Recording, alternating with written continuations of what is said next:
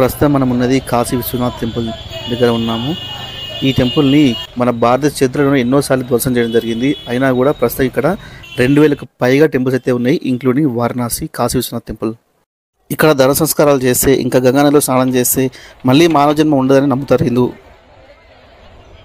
ఇప్పుడు మీరు చూస్తున్నది Kashi Vishwanath temple gate number 4 నుంచి ఉన్న కారిడార్ అనమాట, మెయిన్ ఎంట్రీ. రీసెంట్ గా అయితే కన్స్ట్రక్షన్ చేసిండ్రు.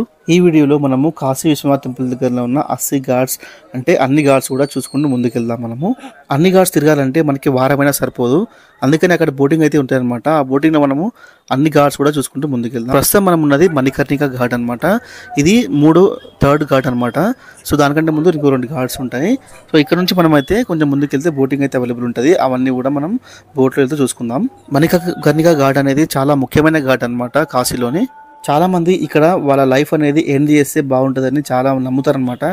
మళ్ళీ నెక్స్ట్ లైఫ్ అనేది ఉండదని చాలా నమ్ముతారు.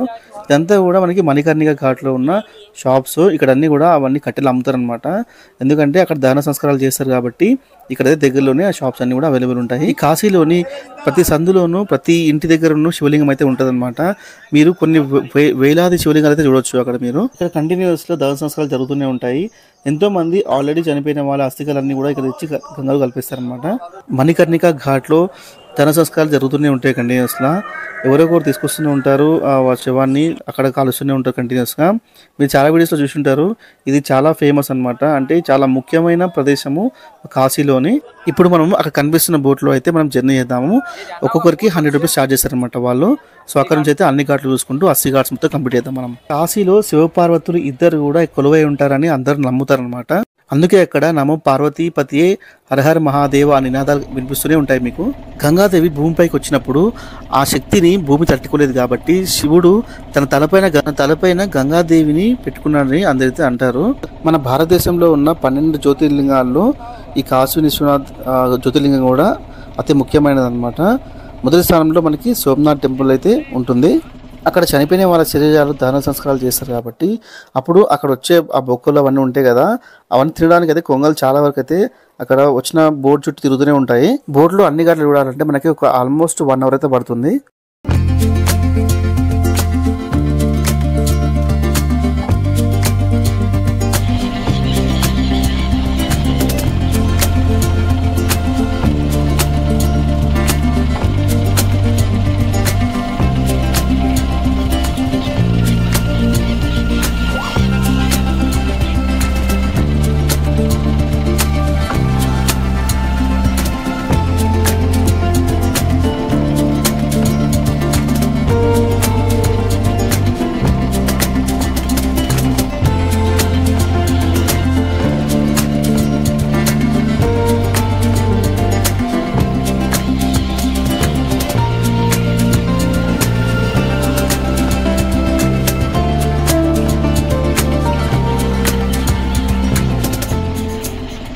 మీకు కాశీయాత్ర అంటే తెలిసి ఉంటుంది కదా.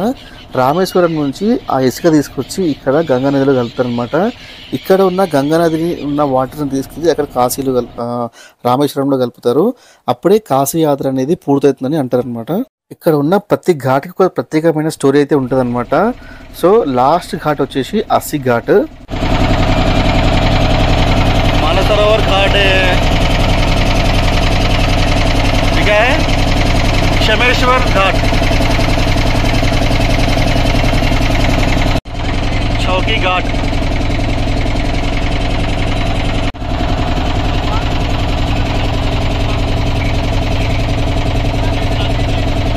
ये क्या कर्नाटक घाट, हनुमान घाट, घाट,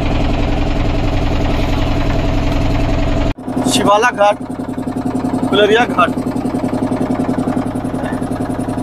महानिर्वाणी घाट, पोर्ट्रेट, नारदानी घाट, ऐसे हाँ,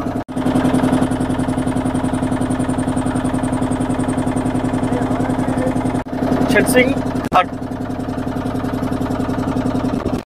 छठ सिंह घाट चल पे और कुछ नहीं है ना देखने का. प्रेम घाट, प्रभु घाट, दोनों बाजू बाजू में ही है. प्रभु घाट, पंचकोट घाट, निषाद राज घाट, निषाद राज घाट, निषाद राज मंदिर. जैन घाट, राजा घाट, नाथमयी घाट, माता आनंदमयी घाट, जानकी घाट, बदानी घाट, तुलसी घाट, विवाह घाट, गंगा महल घाट,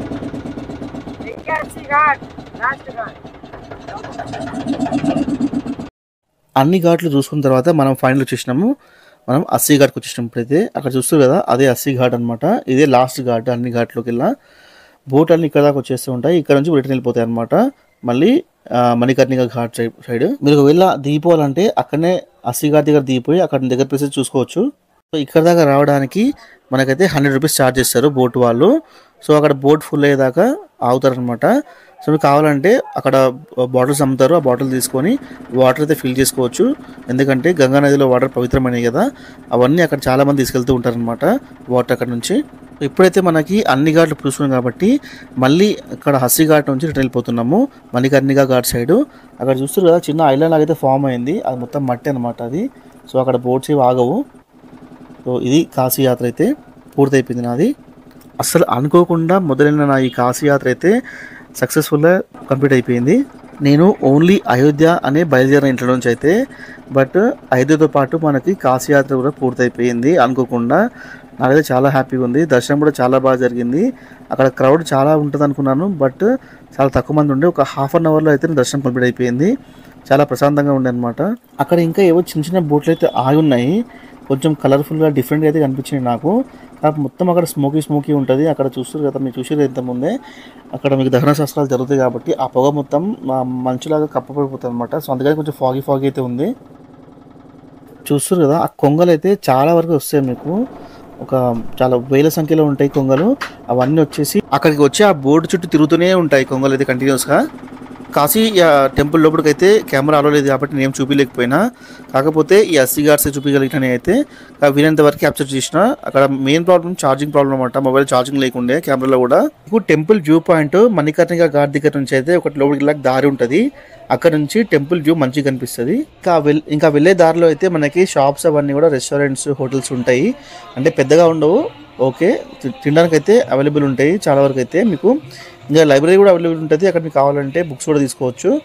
మీరు చాలా వరకు రీల్స్లో కానీ షార్ట్స్లో కానీ చూస్తుంటారు. వ్యూ పాయింట్ ఇక్కడ నుంచి అనమాట. వాళ్ళు తీసుకున్న వీడియోస్ కానీ ఫొటోస్ కానీ. మీరు కాశీ విశ్వనాథ్ని దర్శించుకోండి. చూస్తారు కదా, ఇదే కాశీ విశ్వనాథ్ టెంపుల్. ఆ గోపురం అంతా చూస్తారు కదా, హర్ హర్ మహాదేవ్. ఇంకా అక్కడ దగ్గరలో కూడా వేరే చిన్న టెంపుల్ కూడా ఉంటుంది. అక్కడ మీరు కావాలంటే శివలింగం అభిషేకం అవన్నీ కూడా చేసుకోవచ్చు. చూస్తారు కదా, అది టెంపుల్ అనమాట. సో మనము మణికర్ణిక ఘాట్ నుంచి మనము వెళ్ళే దారిలో ఈ టెంపుల్ అయితే ఉంటుంది. ఇది కూడా చాలా బాగుంటుంది టెంపుల్. దర్శనం అయిపోయిన తర్వాత నేనైతే బయటికి వచ్చేసిన తర్వాత ఇప్పుడు మనం నెక్స్ట్ జర్నీ కూడా కంటిన్యూ చేద్దాం మనము. ఆ కాశీ టెంపుల్ ఆ రోడ్స్ అన్నీ కూడా చాలా బిజీ ఉంటాయి ఎప్పుడు కూడా. చూస్తారు కదా, చిన్న సందు కూడా లేకుండా అన్ని షాప్సే ఉన్నాయి. సో అక్కడ ప్రతి ఒక్క షాప్ అయితే మీకు అవైలబుల్ ఉంటుంది. మీరు షాపింగ్ కూడా చేసుకోవచ్చు. బనారస్లో మీకు తెలుసు కదా, బనారస్ శారీస్ చాలా ఫేమస్ అని. అక్కడ దగ్గరలో ఉన్న షాప్స్ కూడా మీరు షాపింగ్ చేయొచ్చు. చూస్తారు కదా, ఇది అనమాట జంక్షన్. ఈ స్తంభం గుర్తుంచుకోండి. ఇక్కడ నుంచి స్ట్రేట్కి వెళ్తే మనకి టెంపుల్ అయితే వస్తుంది అనమాట, కాశీ విశ్వనాథ్ టెంపుల్. సో మనం వెళ్ళాల్సిన రూటు ఇక్కడ. సో నా ఈ ట్రిప్స్ అయితే మీకు నచ్చింది అనుకుంటున్నా. వీడియోస్ అన్ని కూడా నచ్చితే కంపల్సరీ లైక్ చేయండి, షేర్ చేయండి, ఛానల్ సబ్స్క్రైబ్ చేసుకోండి.